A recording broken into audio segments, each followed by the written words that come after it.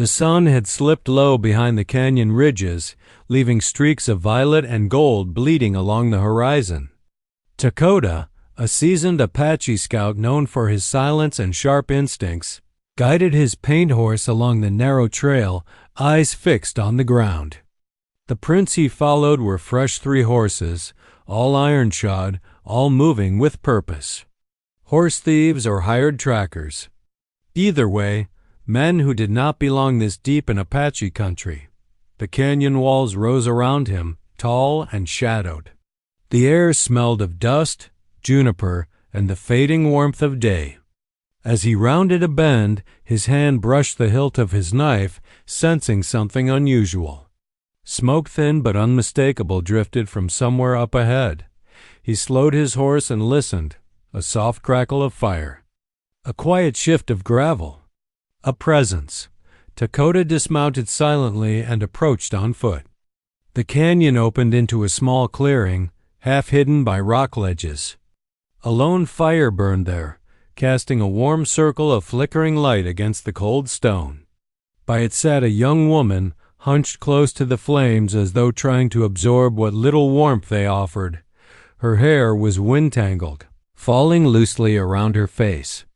Her clothes plain traveling dress, dust-stained and torn at the edges, suggested she had been riding hard and for far too long.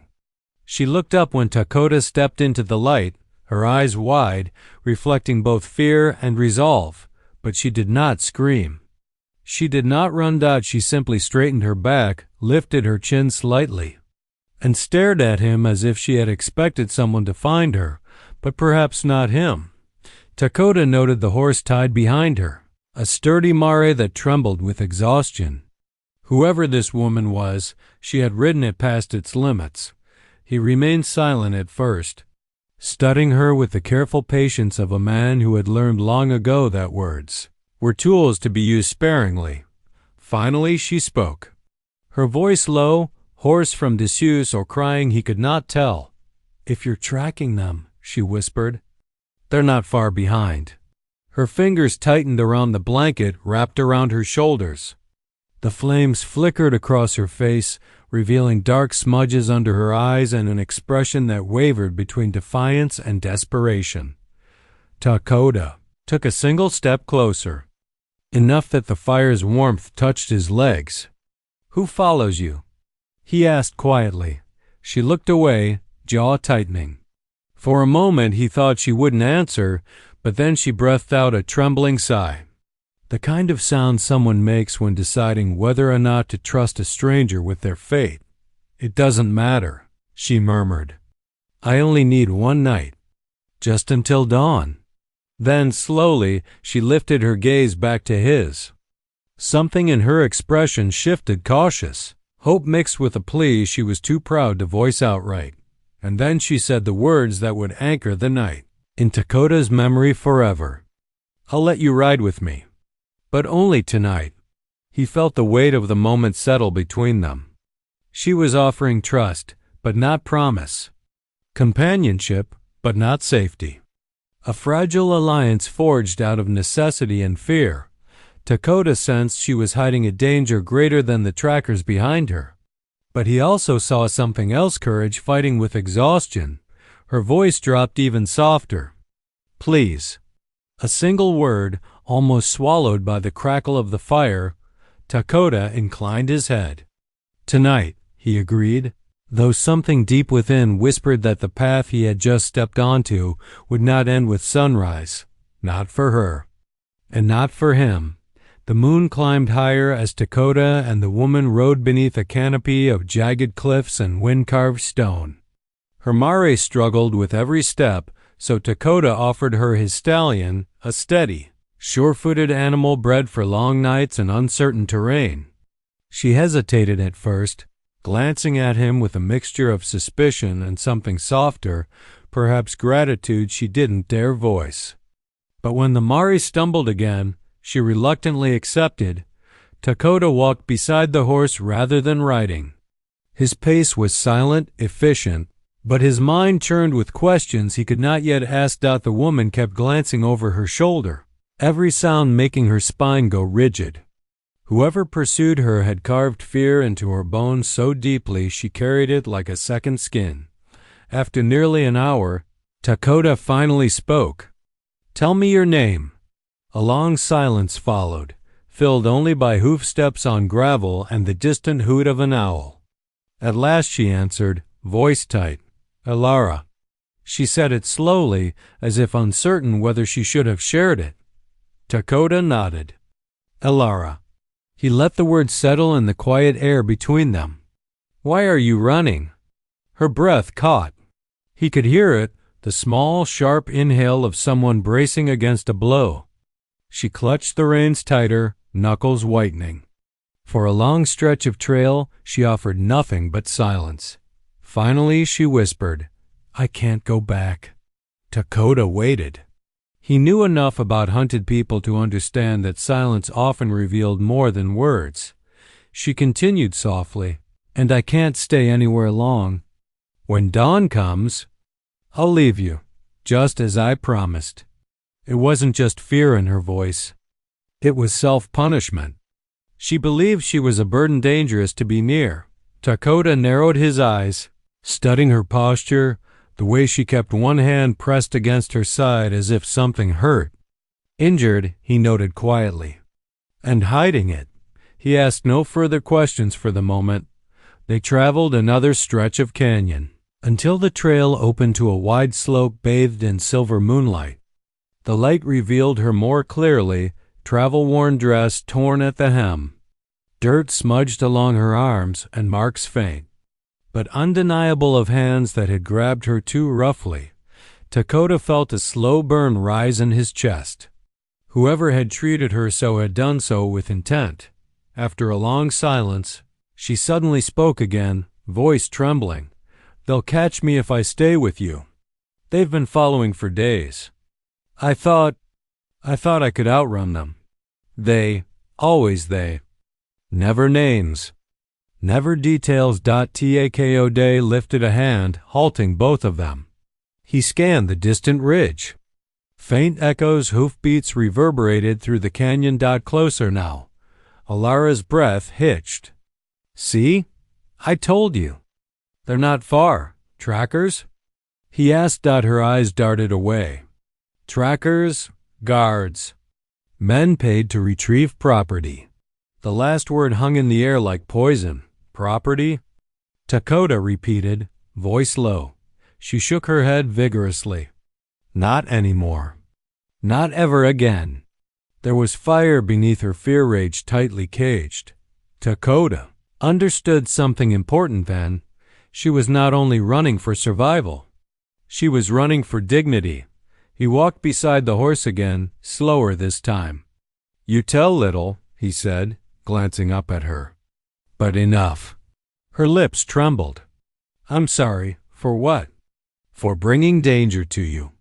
Takota looked straight ahead, his expression unreadable. Danger walks with all people. It is no apology. She fell silent, watching him. She seemed to realize he wasn't afraid, not of her pursuers, and not of whatever truth she carried. After another few moments, she whispered, "I'll leave before sunrise. You won't have to protect me." Takota didn't respond immediately. His jaw tightened. The canyon wind brushed past them like a warning. Finally, he said quietly, "We will see what the night decides." And though she didn't fully understand his words, Elara felt for the first time in many days a thin thread of safety, weaving its way through her fear. Night deepened. Around them, as Takota guided Elara through a maze of narrow paths that twisted between the canyon walls, the moonlight barely reached the ground. Instead, the world was shaped by shadows, the scrape of hooves and the distant murmur of wind hollowing through stone. Elara kept glancing behind them, her shoulders tense beneath the worn blanket Takota had draped around her earlier. Every time the wind shifted, she would flinch, as though expecting a bullet or rope to come flying from the darkness. Takota noticed everything, the way she held her breath when the trail narrowed, the stiffness in her spine, The way she seemed to shrink when the sound of far-off hoofbeats echoed faintly across the canyon. Her fear wasn't aimless. It was practiced, lived in, the kind that came from enduring too much for too long. A sudden shift in the air made Dakota slow. He lifted a hand, silently signaling for her to stop the horse. Ilara froze. "What is it?" She whispered. Dakota crouched and touched the dirt. Moonlight glinted against the disturbed earth-fresh prints cutting across their path. 3 horses. He brushed the dirt with his thumb, minutes old. "Someone's here," Ilara breathed, voice trembling. "Following." Dakota corrected softly. "Careless riders. Heavy horses." Ilara's eyes widened. "Them," she swallowed hard. "They're close. Too close." Her voice cracked on the last words, and she covered her mouth as if trying to contain the panic that threatened to spill out. Dakota rose slowly, placing a steadying hand on the horse's neck. His touch was calm, grounding. "How many?" she asked. 3, he answered. "Same men as before." At that, she closed her eyes, shoulders sagging slightly with resignation. "I never should have stopped to rest," she whispered. "They must have seen the smoke. I thought I was far enough." Dakota's jaw tightened. "You were alone," he reminded her. "You did what you could." She opened her eyes again, and he saw the shame she carried, shame that didn't belong to her, but had been forced upon her by men who tried to take away her choices. He gestured for her to move. "We go east, toward the ridges. They will fear the old lands." Ilara blinked in confusion. "Old lands?" Dakota didn't answer directly. Instead, he turned down a barely visible side trail carved between 2 massive boulders.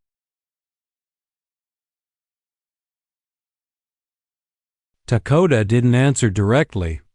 Instead, he turned down a barely visible side trail carved between 2 massive boulders. Ilara hesitated before trusting his lead as they moved deeper into the unmarked paths. The sounds behind them slowly grew louder, men calling to each other. Horses snorting, a faint jangle of bridles. Her breath hitched. "Dakota, quiet," he whispered gently. Not unkindly. They slipped into a narrow passage where the walls rose so close that the horse had to turn sideways. Above them, the sky became a thin ribbon of stars. The air cooled, and a hush fell over the earth as if the land itself were holding its breath. Only when they emerged into a wider basin did Dakota turn to her again. "You know these men?" he asked, voice low. Ilara looked away. "I know what they want." "What do they want?" She hesitated, fingers twisting the blanket around her. "To bring me back," she said eventually. "Alive, always alive."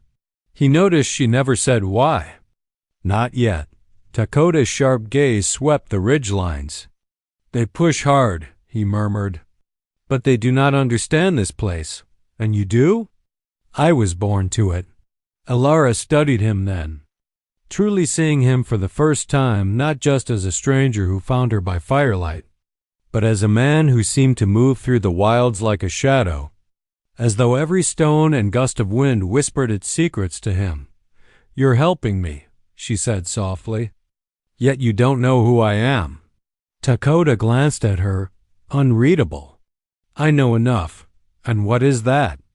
"That you are hunted." His voice softened. "And you do not wish to be." Her throat tightened. She had no argument. Dakota turned his face toward the mountains. "We continue," he said. "But from here, we go into Apache land. Men who follow will think twice." Ilara hesitated. "Is that safe for me?" "No," Dakota replied honestly, "but safer than what chases you." And as they rode deeper into Forbidden's territory, the hoofbeats behind them faded, but only for now. Ilara understood the truth. In the pit of her stomach, Dawn would not end this. And Dakota already knew it. They didn't dare build a fire that night, not with the trackers so close behind, but Dakota found a shallow alcove beneath a sandstone overhang, just large enough for a horse and two weary travelers. The moonlight pooled at the entrance, a pale silver glow that softened the harshness of the canyon's night. Alara slid off the horse with shaking legs. The hours of riding had worn through her strength, leaving her swing on her feet. Dakota steadied her instinctively, his hands light on her arms, as if he feared adding to her bruises. "Sit," he said quietly. She obeyed, easing down onto a smooth rock. Her breathing was uneven, and she held her side with a wince she tried hard to hide. Dakota noticed. He noticed everything. He knelt beside her and spoke gently. "You are hurt." "No," she said too quickly. "Just tired." He didn't push her, but he didn't look away either. His gaze, steady and warm, seemed to unravel her defenses more effectively than any question could. Silence stretched between them, thick, fragile, full of unspoken fear. Finally, Alara let out a shuddering breath. "You're wondering why men are chasing me, why they won't stop." Dakota didn't respond with words. He simply waited, giving her space to decide if she wished to speak. "I wasn't always running," she began, her voice low, eyes fixed on her trembling hands. "I lived at a ranch far from here, a place run by a man who thinks everything he touches belongs to him." Her jaw clenched and her lashes lowered. The moonlight caught the faint swelling on her cheek. "He promised me work," she continued. "A place to sleep. A chance to earn enough coin to move on." She shook her head. "But the moment I arrived, he made it clear that I was something else. Something for him to own." Dakota's hand twitched at his side, a silent flare of anger, though his face remained calm. Alara swallowed hard. "I refused him. More than once. And when I tried to leave," her voice broke, just slightly. "He told the men I was a thief, that I stole from him, that I ran with his money." Dakota frowned. "And you did not?" "I stole nothing but my own freedom," she whispered. The canyon seemed to hush, listening. "They locked me in a storeroom. I couldn't escape for 2 days." She lifted the edge of her sleeve, revealing a dark bruise along her upper arm. "One night, a guard got drunk and opened the door. I didn't wait. I took one of the ranch horses and rode until I couldn't breathe." She looked up at him then, tears clinging stubbornly to the edges of her eyes but refusing to fall. "They're not chasing me to punish me for stealing," she said. "They're chasing me because I refused to obey, because I dared run from a man who isn't used to being told no." Dakota exhaled slowly, deeply. The truth was uglier than he expected, but it fit the fear in her eyes. It also fit the fire, small but fierce, that burned beneath her exhaustion. "You think I bring danger," she murmured, pulling the blanket tighter around her shoulders. "You think I am trouble." "No," he said immediately, when she looked at him in surprise. He held her gaze firmly. "You did right to run," Dakota continued. "A woman is not property." Alara's breath trembled not from fear now, but from something like relief. Perhaps for the first time, someone believed her without doubt. Without conditions, she wiped her eyes with the edge of her sleeve. "I didn't expect to tell you this," she whispered. "I've barely known you a night." Dakota leaned back slightly, giving her more room. "Sometimes the night makes truth easier." She let out a soft, broken laugh. "Is that why you're helping me? Because of the dark?" He shook his head. "Because you needed someone." Alara's lips parted, the words catching in her throat. For a moment, she looked younger, softer, no longer the hunted runaway. "I trust you," she whispered before she could stop herself. The words hung between them like a fragile bridge. Dakota accepted them silently, but inside. Something shifted, something he couldn't yet name. The sky was paling toward dawn when they reached Red Bluff. a vast cliff of crimson stone that jutted out above the winding canyon. The ground here was loose and chalky, the color of fire ash at sunrise. To reach the trading pass beyond, they needed to cross a narrow ridge one only a single horse could travel at a time. Takota halted suddenly, raising his hand. Alara froze behind him. "What is it?" she whispered, though dread already coiled in her chest. Takota crouched, touching the dirt with his fingertips. Fresh hoof prints. Not theirs. He lifted his head slowly, listening. A faint shuffle of gravel. A horse's impatient snort. Men breathing close. "Hide," he murmured, barely audible. Alara didn't argue. She darted behind a cluster of jagged boulders, pressing herself into the shadows. Her heart pounded so hard she feared the men would hear it over the canyon wind. Takota stepped out onto the ridge, moving with deliberate calm. He stood tall, a silhouette against the rising sun. A warrior without fear, one who welcomed danger instead of shrinking from it. Then the men appeared. 3 riders emerged from behind the rock formations, rifles slung across their backs. Their horses clattered across the stone, hooves leaving pale scars in the red dust. The leader, a thick-shouldered man with a sunburned neck and cruel eyes, raised his hand in greeting, but there was nothing friendly in the gesture. Well, he drawled. "Looks like we found ourselves a guide." Takota said nothing. The second man scanned the ridge behind Takota. "Where's the girl?"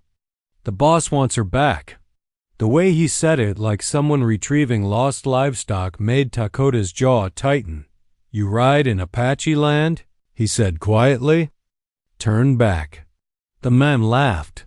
"Listen here, friend," the leader sneered, dismounting. "We're not here for trouble. Just a runaway girl. You seen her?" Takota didn't move. "You go home?" The men exchanged amused looks. "Home?" The leader echoed. "Hell, we'll go home when the boss gets his property back." From her hiding place, Alara clutched the blanket so tightly her fingers went numb.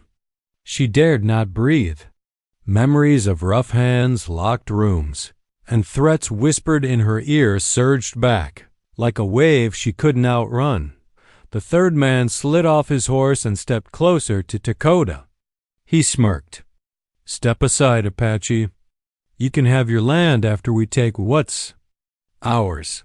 Takota's voice dropped to a dangerous calm. "She is not yours." That made the men pause. Then the leader spat into the dust and reached for the rifle strapped to his saddle. That was all Takota needed. He moved like a hawk, striking swift, silent. Unstoppable. In one fluid motion, he dashed forward and slammed the man's arm aside before the rifle left its holster. The weapon clattered to the ground. The leader staggered, cursing, clutching his wrist. The second man raised his gun, but Takota lunged, grabbing the barrel and twisting it downward so the shot fired harmlessly into the dirt. The recoil knocked the man off his feet. The third man charged from behind, swinging his rifle like a club. Takota ducked and swept his leg out, kicking the man's knees out from under him. The man crashed down with a howl of pain. Alara watched, stunned. She had seen brutality before violence meant to break and control. But this was different. Takota didn't fight to dominate. Every movement was precise, controlled, meant only to disarm. Not to kill. In less than a minute, all 3 men were on the ground or stumbling away. Takota mounted the nearest horse, slapped its flank, and sent it galloping off without its rider. He did the same to the second and third horses. Spooked and riderless, they bolted down the canyon, leaving the trackers scrambling after them on foot. The leader cursed Takota as he limped away. "This isn't over?"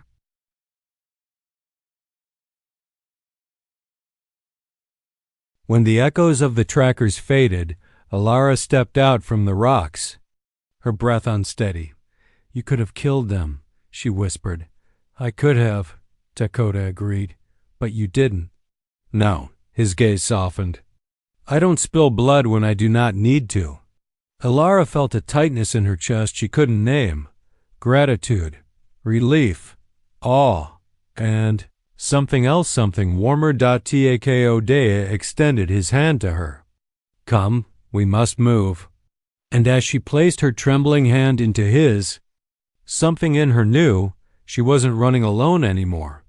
After the ambush at Red Bluff, Dakota led Elara into higher country, steeper, colder, and far less forgiving. Sagebrush thinned as they climbed, replaced by rugged pines and thick undergrowth.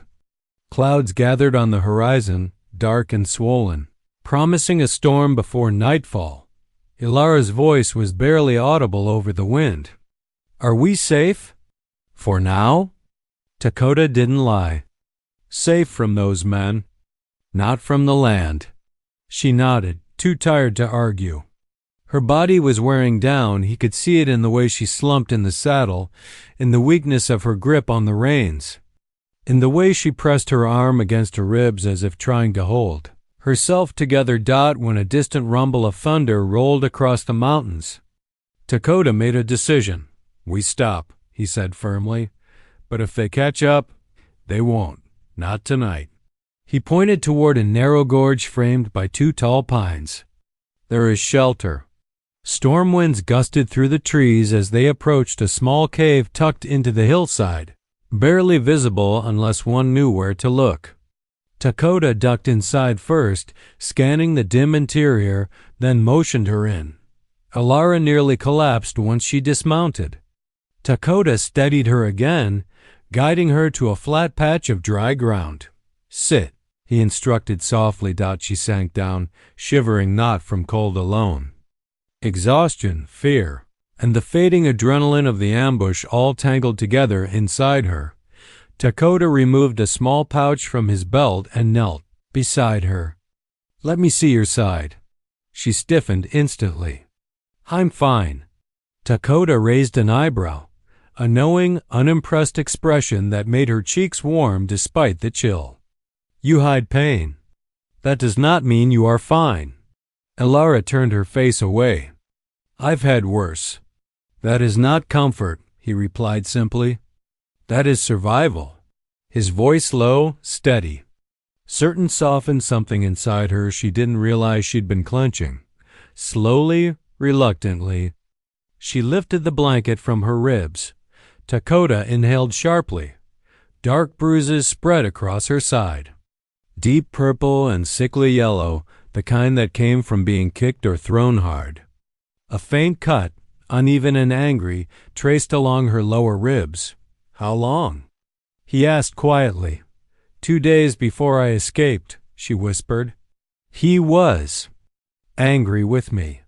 The storm outside cracked with thunder. Dakota's hand hovered near her skin, careful not to touch without permission. May I? Elara hesitated. No man had ever asked permission before touching her. The simple offer made her throat tighten. She nodded. Takodea examined her ribs gently, his fingers warm but feather-light, as if afraid of causing her more pain. His touch was precise, respectful, nothing like the rough, claiming hand she'd known before. You are not broken, he murmured. But you are hurt. You need rest. Elara felt something sting behind her eyes. She blinked rapidly. I can't rest. If I stop, they'll find me. I will keep watch, he said. You sleep. You barely slept last night either. I do not need much. She glanced at him, noting the tension in his shoulders, the weariness hidden beneath his calm exterior. You're human, Dakota. You need rest too. He gave a small, almost invisible smile. I rest when danger is gone. Elara looked down at her hands. Danger follows me. Then I follow it, he replied. The word struck her like a stone dropped into still water rippling outward, unsettling everything she tried to keep contained. Dakota. She swallowed. Why are you helping me? Truly? He didn't answer right away. The storm rumbled again.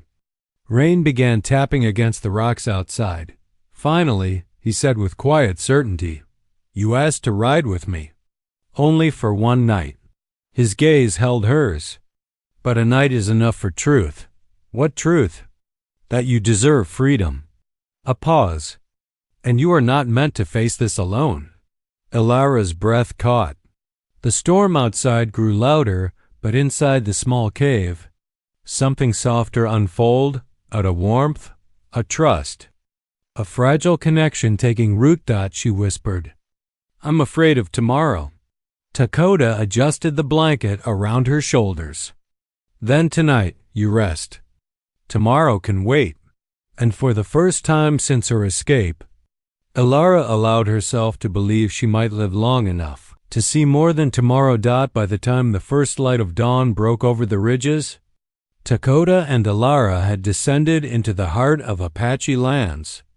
The terrain changed subtly but unmistakably. Sparser pines gave way to wide mesas, rocky washes, and the telltale signs of human habitation, carefully built stone markers, smoke rising from hidden hearths, and the faint scent of wood fires mingling with sage. Ilara's breath caught as they crossed the threshold of this new world. She had been on the run for days, yet even the idea of safety brought a new kind of unease. Her muscles ached, her side throbbed with bruises, and fear still lingered like a shadow. But here, among Dakota's people, danger and sanctuary walked hand in hand. Dakota rode ahead, confident and deliberate. He knew every bend in the trail, every rock that could hide or reveal them. Behind him, Ilara followed hesitantly, the blanket wrapped around her shoulders fluttering in the cool morning wind. As they approached a small encampment tucked behind a ridge, the sound of laughter, voices, and a dog's bark reached them. Dakota slowed. A few members of the tribe noticed him first, watchful eyes, hands instinctively hovering near weapons. The aura of caution that comes with living in a land where outsiders often brought trouble. Dakota spoke, low and commanding. "This is my companion. She is under my protection." The tribe fell silent. Their gaze shifted from him to Ilara, whose eyes were wide with a mixture of exhaustion and fear. She could feel their scrutiny, every glance weighed like a question she didn't yet have the courage to answer. "Why is she here?" asked a woman, sharp and perceptive. Dakota's gaze met hers evenly. "She is hunted by men who seek to harm her. She is not property. She is under my care." A few men murmured among themselves. One elder stepped forward, his long hair streaked with gray. His face was stern but curious. "And you trust her?" Dakota's answer was simple. "I do not know her fully, but I trust that she deserves freedom. That is enough." Ilara, standing behind him, felt her heart flutter at the unusual protection he had offered. She had never known a man who spoke for her as if she were capable of standing for herself. Here, she was not a prisoner, a runaway, or a commodity. She was a human being deserving of choice. Still, she could feel the tension. The women whispered among themselves, their eyes flicking from her to Dakota. The men watched silently, weighing the threat she might carry or the danger she might bring. Dakota led her deeper into the camp, past tipas and small cabins. "Sit," he instructed, pointing to a patch of flat earth by a small fire. "Rest while I speak with the elders." Ilara obeyed, but her nerves refused to calm. She felt conspicuous, exposed like the slightest misstep could undo the fragile protection he had granted. Minutes passed, and she overheard fragments of the conversation. Careful tones, questions, deliberations. Dakota's voice carried calmly, commanding respect with both authority and honesty. Slowly a shift occurred. The elders nodded. The murmurs softened. Approval, cautious yet genuine, began to emerge. When Dakota returned, he found her sitting silently, hands clasped tightly. "They accept you," he said. For now you are safe." Elara exhaled, a tension she hadn't realized she'd been holding finally loosening. "Safe," she repeated, almost in disbelief. "Safe, but not home," he said gently. "Danger still lurks beyond the ridges. We prepare for that." She looked at him, gratitude mixed with a faint shadow of fear. "I thank you, Dakota. He gave her a small, almost imperceptible nod. "Actions matter more than words. Rest now. You will need strength for tomorrow." Elara settled by the fire, feeling for the first time since her escape that the nightmarish pursuit might truly be behind her. And yet, she also realized something unsettling. Being protected by someone meant confronting emotions she had long buried: trust, gratitude, and something far more delicate, the first stirrings of attachment. For the first time, she allowed herself to imagine not running, not hiding, and not facing the world alone, but the shadow of the trackers lurking beyond the ridge reminded her that freedom was never guaranteed. The morning sun barely gilded the ridges when the quiet of the Apache lands was broken. From the east, faint dust clouds rose over the distant hills, too organized, too purposeful to be mere travelers. Dakota's sharp eyes caught them first, a group of riders more numerous than the last encounter, moving with the confidence of men who believed they would not fail.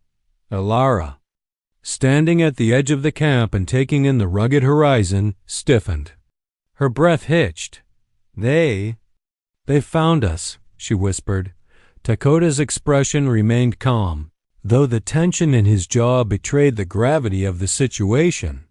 "Not yet," he said. "But they will try." The elders gathered quickly, forming a semicircle around the younger warriors. Dakota's voice, low and commanding, cut through the murmurs. "These men are not here for trade. They come for her. You know their kind."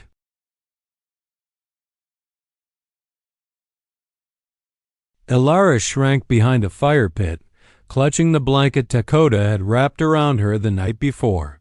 She felt exposed, vulnerable, but also strangely reassured by the presence of Dakota and the tribe. She knew he would not allow her to be taken again. The trackers crested the hill, revealing themselves fully. At least a dozen armed men, all mounted, faces hard and unyielding. The leader of the group, the rancher himself, sat taller than the rest, a cruel smile tugging at the corner of his lips. He held a rifle loosely across his lap but radiated menace far beyond the weapon. Dakota moved to the front of the camp, standing between Elara and the approaching riders. His eyes never left the enemy, scanning for weakness, calculating distance, wind, and terrain. "You have no right to be here," he called out. His voice carried across the ridges, strong and unwavering. "Leave or face the consequences." The rancher laughed, sharp and mocking. "Consequences? You? This land means nothing to me. The girl belongs to me, and I will have her." Elara's stomach lurched. The word "belongs" made her chest tighten.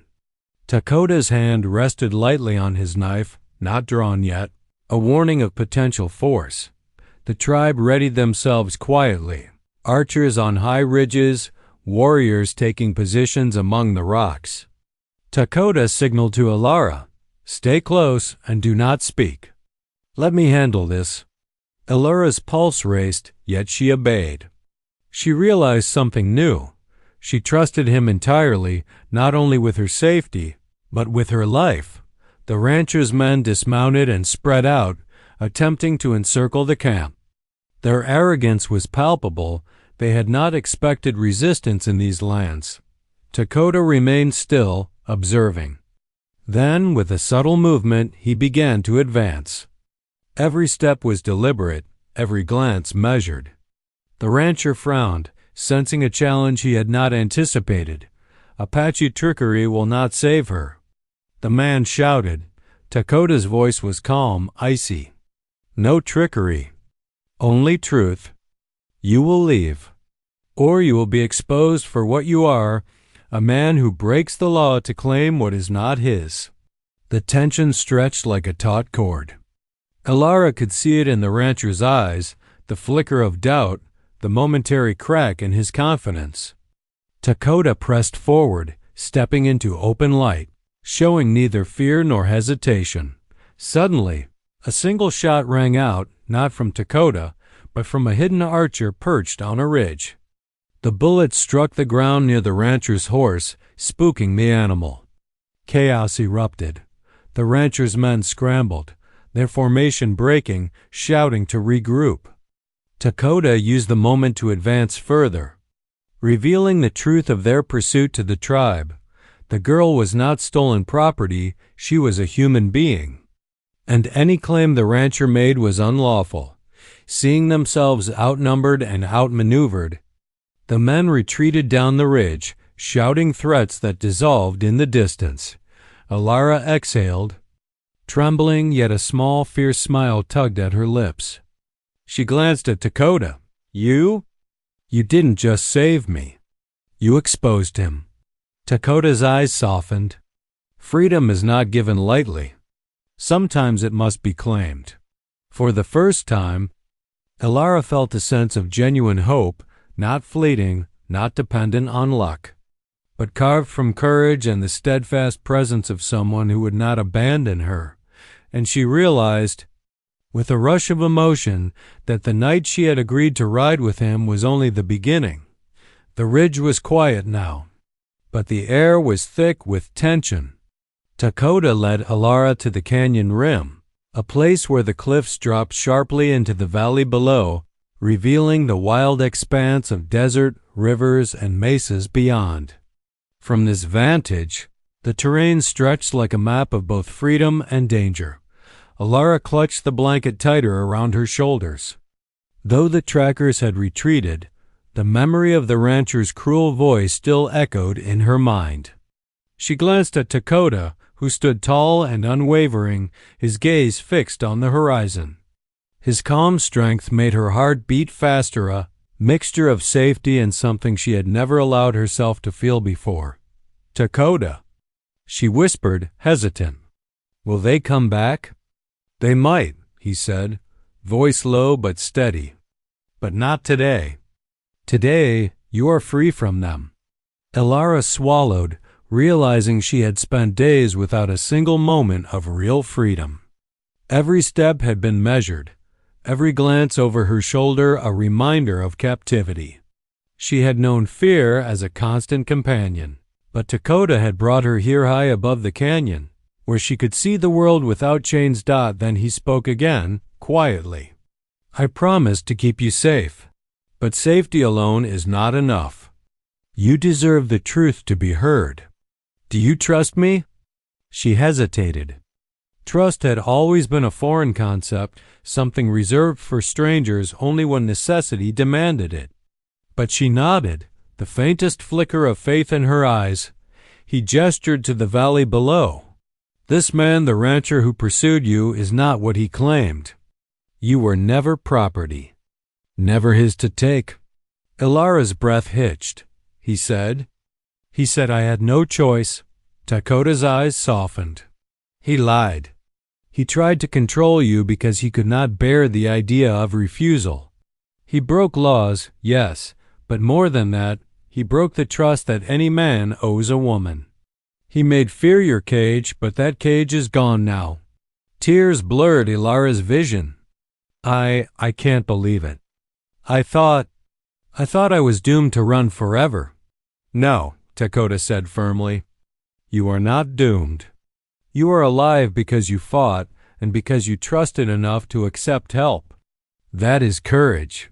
She looked down at her hands, trembling.